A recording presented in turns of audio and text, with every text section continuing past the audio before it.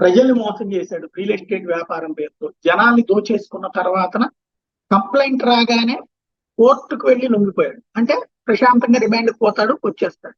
కానీ అతనికి డబ్బులు ఇచ్చిన వాళ్ళు ఏంటి, అతని దగ్గర భూములు కొన్న వాళ్ళ బతికేంటి?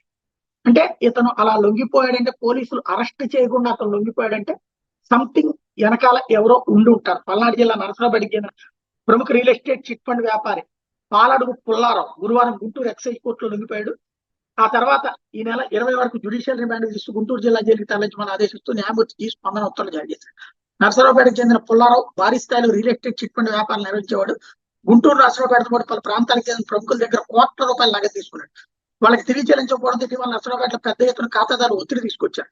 సుమారు 170 కోట్ల వరకు బాకీ ఉన్నట్టు బాధితులు చెప్తున్నారు.